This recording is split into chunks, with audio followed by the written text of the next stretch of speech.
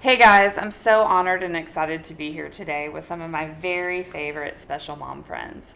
As many of you know already, I hope, we started a nonprofit called Autism Rescue Angels.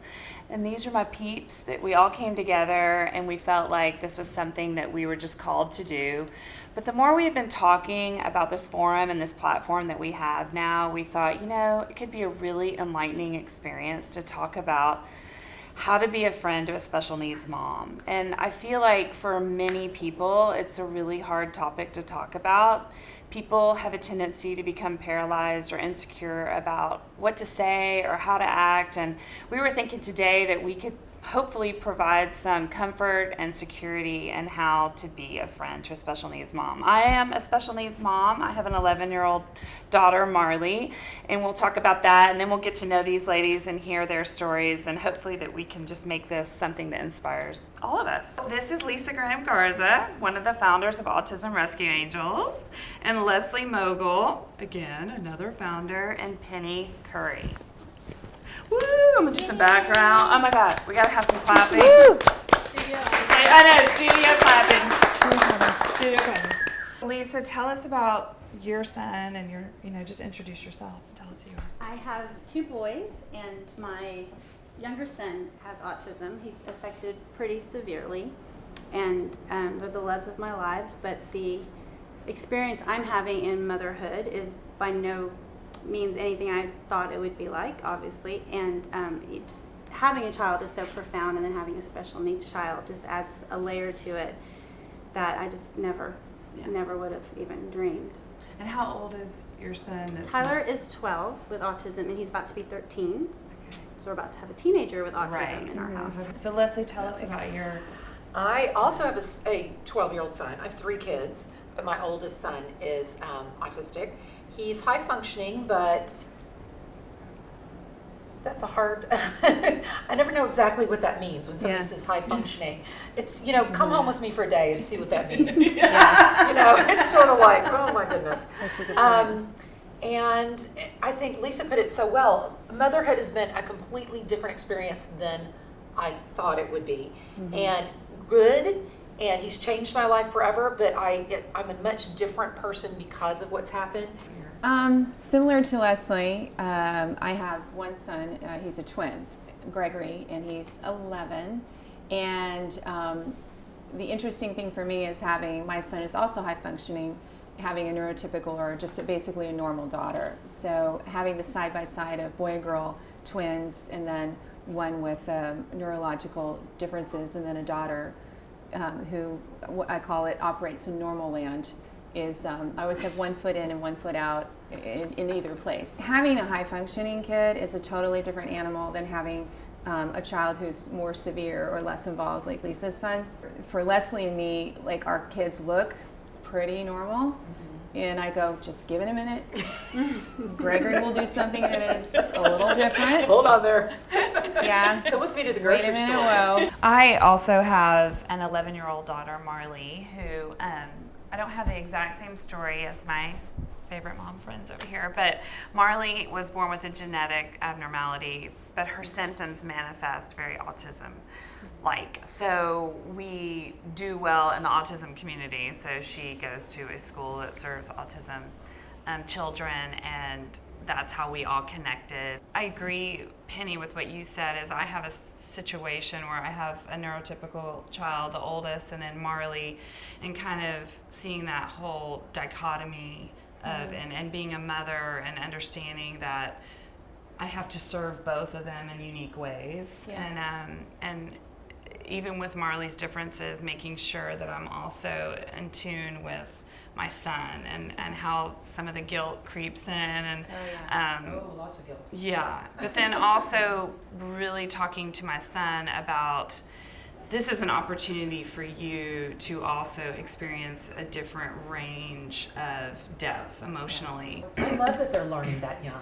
I do too. I wish I had learned it a little bit younger. It's not until you're sort of thrown into something and so these siblings, I think, are going to be amazing. Do y'all feel like that it has defined you in a certain way, or do you feel, I'll just say it, right? Let's just talk about the difficult topic. Do you feel a stigma attached to it? isolated from your experience? I don't feel a stigma or isolated. 2 reasons. One, my personality just doesn't allow it, and I'm just like, he deserves to be here as much as everybody. We both deserve to be here. But with that said, autism has skyrocketed at such a high number. My particular disability is no longer something that nobody understands. Do people still look at us funny? I have a very big son. He makes lots of noises. He wears his headphones.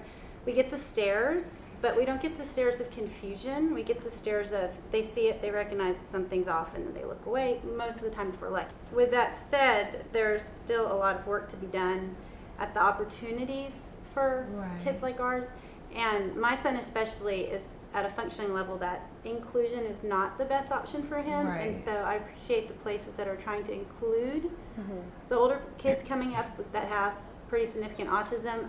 We're more interested in creating separate but same situations. The crowds and noise bother my son, and that tends to just happen with a typical, fair or festival or such. So trying to create opportunities for people like his form of autism to enjoy the same experiences in a more autism-friendly environment. Exactly. There's comfort in numbers now, but you don't want people to feel sorry for you. But like, for example, when there's Sensory Friendly Day at the Children's Museum, I love that your kid can be doing something bizarre, and there's not these other moms giving you looks like, like what's wrong with and especially the older people. And that's not to put them down. They just weren't in a world that isn't around as much. Right, and so I think they look at you like, get that kid under control, whether you're in a grocery store, whatever. So even your friends who have all typical kids, it's so lovely to have them not give you those looks like, whoa, what is happening? Sometimes there's that disconnect of a friend thinking, okay, wait, I have neurotypical children. I love Elaine. She's one of my dearest friends, but I'm not quite sure what to say because I haven't experienced what she is. And a lot of times is what we have, whether we're not feeling well or we're hormonal or what, your friends can kind of go, yeah, I gotcha. And this one particular instance and kind of what inspired me to talk to you guys today was a good friend of mine. And she said, something you told me many years ago when Marley was, experiencing all of her learning differences and she was in a mainstream school, was you said to me over the phone, all I want from you is to embrace Marley right where she is and to also give me a free pass on those days that I'm just not coping well. I've had other people ask me, how do you have time for your nonprofit? How do you have time to be starting Autism Rescue Angels? You've got your hands full of time. The common denominator with us is the support we have. We have I have a ton of family support and friends, and got to this point in my life where this is this window of time that I had to do this. I don't know what the future holds. It's going to get harder as he gets bigger.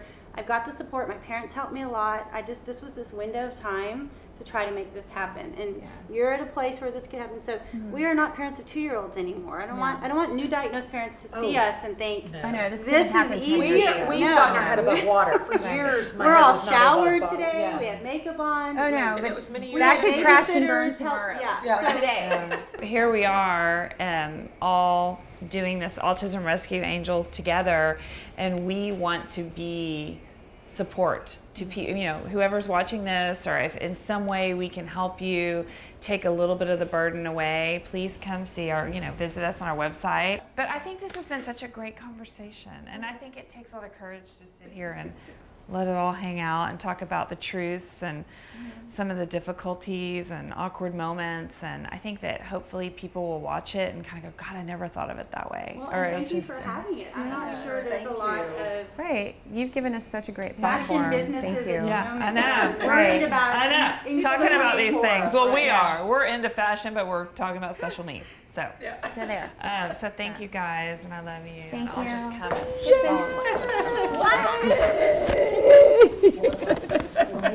What?